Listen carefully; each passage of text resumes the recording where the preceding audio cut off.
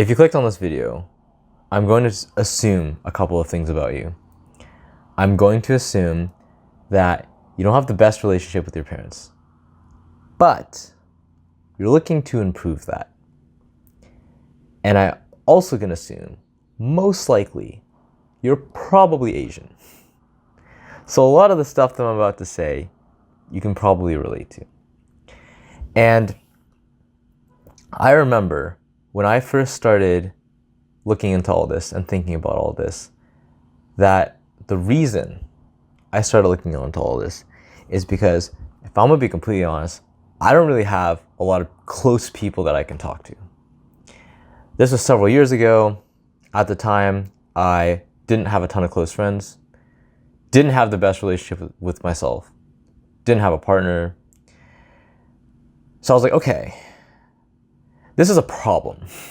This is a problem that has regularly affected my life in terms of mental health, in terms of loneliness, and it really fucking sucks. Like there were days where I would just be in bed and life was just not great. And I was like, okay, how can I solve this problem? One of the things that I can do is I can better my relationship with my family, because even though the things I listed earlier, same, even though I don't have the best relationship with my parents, I can at least start, and I can at least try to improve it. And so this video, I want to break down into 3 different stages, which I'll show you right here. In terms of, and I'll tell stories for each one of these, because as much as I'd love to give you some magical formula that will work and will guarantee that if you do these 3 things or these 7 things, that bam, all of a sudden your relationship with your parents and your mom are gonna be like absolutely amazing. I can't do that. I'm gonna be real with you. I can't do that because family is so complicated, especially Asian families. Why the fuck is there always some generational shit that, like, someone had a fight in the past, there's always drama, there's always like so much shit that happens in families. Situations are so complex. So the only thing that I can really do in this video is tell you my story, tell you the things that I've did and the improvements that I've had, and hopefully that will somehow help you in your own journey as well. Because that's all I can really do. So part 1, acceptance. When I moved back in with my parents, because I moved out for school, when I moved back in with my parents, I wanted to change a bunch of things. And this is the theme for this entire video. Like, the reason I'm starting with this concept is because it's so important. It's so important to understand this. I spent so much time not understanding this. And if I just understood this in the beginning, it would have helped me make progress a lot faster. So when I moved back in, I wanted to change a bunch of things. I'd be like, oh, I want to change like this. I want to like change this. I want to change how I interact, my dynamic, blah, blah, blah, blah, blah, blah, blah. And I had to learn painfully that you cannot change other people. And that is something that I've learned over and over and over again in life, is you can do, yes, you can do things that increase the odds of somebody changing. But ultimately, at the end of the day, it is up to them if they want to change. And so I had to accept that the way things were when I was living with my parents is just how they were. As much as I want to change this, as much as there's so many things that I want to improve, change, blah, blah, blah, this is just how it is. And it was so difficult for me to accept. I'm trying to see if I can come up with an example of this. I think there were things that I just wanted to be different. I was like, why can't we talk about this? Why can't we, whenever we have a conflict, why can't we talk about it? Whenever something is wrong or I feel off about something, why can't we discuss it in like a productive way where both parties don't get triggered and aren't super emotional? And I just realized that just wasn't possible. It just wasn't possible because there's so much shit I hope this makes sense because this is like kind of vague, but there was so much shit in the dynamic that it wasn't as simple as just having conversations and difficult conversations around conflict. It just wasn't possible. So I just had to accept that things were the way they were. And I was like, okay, like instead of working off of what I want things to be, which is delusional, I'm like, okay, let's work off of how things currently are, accept the way things currently are, and then work off of that reality. Okay. I'll move on to more concrete shit. Part 2, belief. Back when I was a streamer, fun fact, I used to stream on Twitch. I ran into this person, Tuna's Tiny. She posted this article, 30 Reflections from Healing a Broken Relationship with My Parents, by this guy. Fun fact, he also made this card game called Parents Are Human. And this is one of those card games where there's a bunch of basically conversation starters and they're kind of like deep. But the reason why this article and this whole thing was so important to me in this journey is it gave me the belief that it was possible. Because when I read this guy's article, like I'll go back. When I read this guy's article, there was like deep shit in here, dude. It was like, oh, I yelled at my parents for over a decade and here's how I owned up to it and how I fixed it. And like 3 sentences, didn't cry,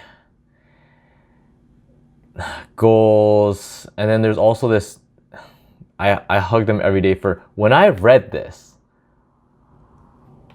what I felt was like disgust. I was like, there's no way I could do that. There's no way I could show physical affection towards my parents. And so when I read this article, I felt like I was reading the article of somebody who was in my position, who has done what I wanted to do. And at the time, I thought it was impossible. I was like, there's no way I'm going to be able to do all this. But the fact that this article and this guy existed gave me hope. It gave me the belief that something like this that I thought was impossible was possible. And a part of what I hope this video does is it also gives you the hope and belief that something is possible, which is, I leaked it earlier, but part 3, goals. I'll talk about the physical touch thing first as one of the goals, and then I'll talk about another goal. So when I read this article, I was like, you know what, that would be really nice, but there's no way I'm gonna do this. Well, fast forward like 2 years after I saw this, and I had a moment where it was a very emotional moment. And this moment when I had to decide whether or not to give my mom a hug because I would not see her for a very long time. I was in my car, I was moving out of my parents' place, and all my stuff was in my car. I was about to drive off. And I was sitting there, had the key in the ignition, the car was turned on, I was 2 seconds away from driving off. And I looked in my rear view mirror and I see my mom. And she was like, I could tell that she was very emotional and very sad. And I was like, damn, she must be so fucking sad right now. And listen, I don't think I'll fully and truly understand that sadness until I become a parent myself. But I knew that she was really sad because she didn't want me to move out of the house. But I was like, in order for me to do what I want to do and continue, I must do this. I must move on. But I was like, okay, I could drive off right now, or I could go and give her a hug. And even though I did not want to, I was like, I still felt the the yuck, as some of them say, the ick. I opened my door and I went up to her and I gave her a hug, and she just started crying. And I just remember thinking, this woman is so strong. She's been through so much shit. For her to like break down in tears must be so heartbreaking.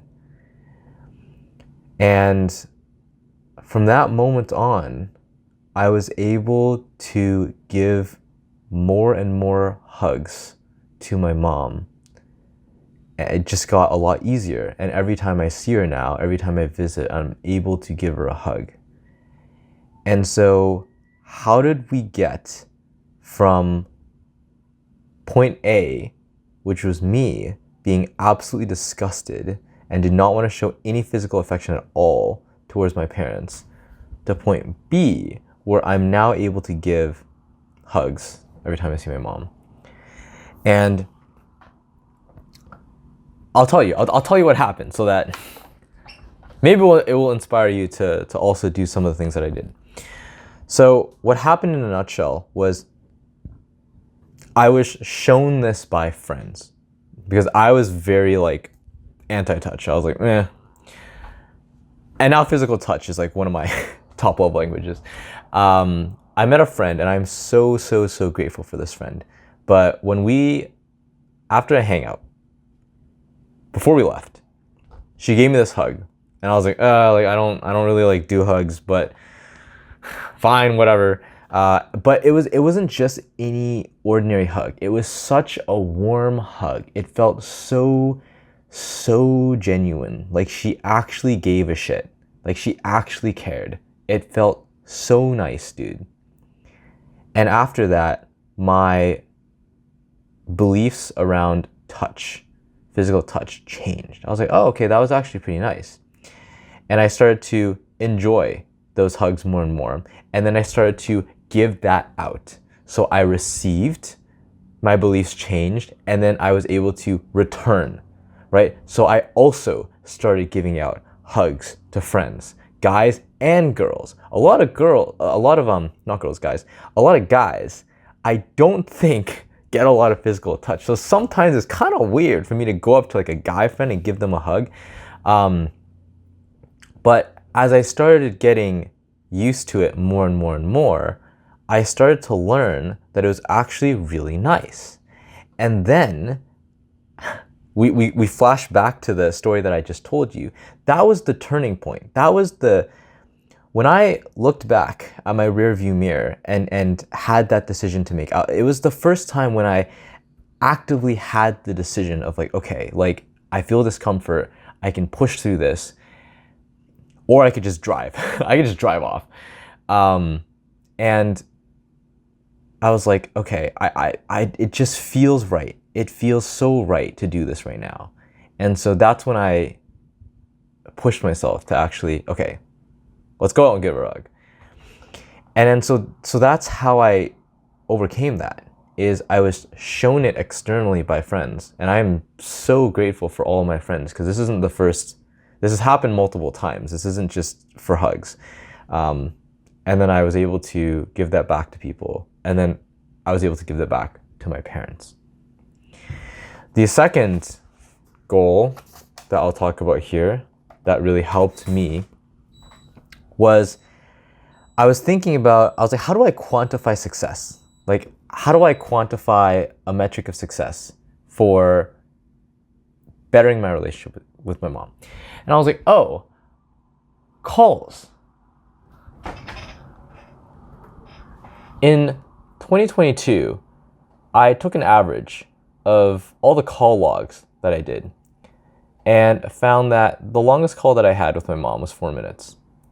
I'll put a note here. The average was probably around like 0 to 1 to 2 minutes. And so one of the things that I did that helped was I tried to get better at having calls with my mom. And this is going to be hyper specific to me. I have no idea. I have no idea how much of you can relate to this. But I used to be really, really bad at calls because I hated calls. Even with friends. Like when somebody called me, I'd be like, I don't want to pick up. And when I thought back to why this was the case, because I think one of the things about making progress is just understanding why things are the way they are. So I'm like, okay, I don't like picking up calls. Why is that? And the hypothesis that I came up with was, I was like, okay, I think it's because when I was in university, my mom was so worried about me that she called me like every day. And from a third person perspective, you might view that and think like, oh, like that's so nice, right? She really cares about you, right? But from my perspective, I just found it so annoying, dude. It felt suffocating. It felt like I was like, bro, can you chill, please? Like, chill, please. And at some point, I think I stopped picking up, and then at some point there were less calls, and then at some point there were just very, very minimal calls. And what I learned, what that taught me, was I do not like calls because it feels like it's too much. It feels like I'm like, ugh, like I don't want to do this. And so how I overcame that was the same thing as the physical touch. I met friends and I met people that I felt safe enough having calls with, short calls. And then I had slightly longer calls because I really enjoyed talking to them and I really enjoyed their company. And then after that, I was able to expand from very, very close friends to people that I didn't know as well. And then I was able to expand to eventually calling my mom. I'm gonna be honest, I'm not gonna pretend I'm like a saint, okay? I don't do this. I don't do this that often. We probably call like, maybe like once a month. But I do try to visit in person because we are in the same city. So what got me to this result, which I'll show you, in July of 2023. Look at that. Look at that. 1 hour and 33 minutes. That was the longest call I had. And if you're like, how did I do that? I like to think of growing and learning as concentric circles. And as you get out of your comfort zone, you slowly expand the circles. And you can do this in different dimensions as well. So what I mean by that is when I was telling you the story about friends, what I did was I started with close friends and then I expanded my circle outwards to people that I didn't know as well, didn't feel as comfortable around, and then eventually to my mom. You can also expand that, apply the same concepts, and expand that to topics. So what I really wanted to do initially was I really wanted to talk about the deeper conversations because I was having those with my friends and I was like, oh, like it would be great if I could also have that with my parents.